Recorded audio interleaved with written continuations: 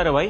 जा रहा हूँ भैया इस घर से अपनी औकात बनाने के लिए, क्योंकि आपके घर में तो वही रह सकता है ना जिसकी औकात हो, जिसपे बहुत पैसा हो। बिना पैसे वाले इस घर में कौन रहेगा? बिना पैसे वाले तो यहाँ नौकर समझे जाते हैं ना। तो इसलिए उतना पैसे कमाने जा रहा हूँ ताकि मेरी औकात बन सके और इस घर में मैं इज्जत से रह सकूं। ओ हेलो, औकात बनाने के लिए ना जेब में पैसे होने चाहिए।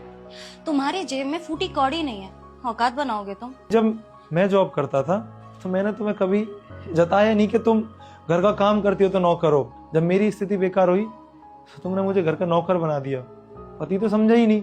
तो जा रहा हूँ पैसा कमाने के लिए, तुम्हारे लिए लायक पति बनने के लिए। सचिन, कहाँ जा रहे हो तुम? पागल हो गए हो क्या? मैं तो ऐसे ही बोल रही थी और तुम्हारा दिमाग खराब हो गया।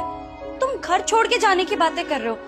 बीवी हूँ मैं तुम्हारी, तुम मुझे कैसे छोड़ के जा सकते हो? प्यार करती हूँ मैं तुमसे, मैं कहाँ जाऊंगी? किसके साथ रहूंगी मैं? वैसे भी तुम मेरे साथ रहती नहीं हो, तुम कंटिन्यू ऑफिस जाती हो और शाम को डेली नौकरों की तरह मेरे से खाना लेती हो और कुछ नहीं। इस घर में सिर्फ मैं काम करने के लिए हूँ और खाना बनाने के लिए। तुम्हारे लिए पति थोड़ी हूँ, और मैं रहूँ या ना रहूँ उससे तुम्हें कोई फर्क थोड़ी पड़ता है। इस घर में एक और राजा भैया नौकर ले आएंगे तो वो तुम लोगों की कमी पूरी कर देगा, खाना बना देगा, झाड़ू लगा देगा। मैं इस घर में रह के कर क्या रहा हूँ? और मैं बचपन से सुनता आ रहा हूँ जब शादी हो जाती है तो पत्नी के लिए पति परमेश्वर होता है। तुम्हारे लिए क्या है? एक नौकर, क्योंकि उस पर पैसे नहीं है, तुम्हारे खर्चे नहीं उठा सकता, कुछ नहीं कर सकता वो।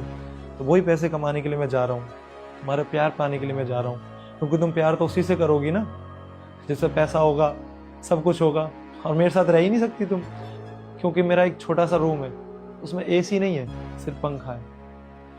और भैया आपसे तो क्या ही बोलूं मैं। जब शादी हुई थी तो आपने तो इज्जत के फूल बांध दिए थे, और अब नौकर। सही है, आप भी भाभी। पानी खाना सब कुछ खुद मुझे बनाना पड़ता है। तो जा रहा हूँ इस घर से अपनी औकात बनाने के लिए, और रोकने की कोशिश मत करना क्योंकि मैं रुकूंगा नहीं। सचिन, मेरी बात तो सुनो।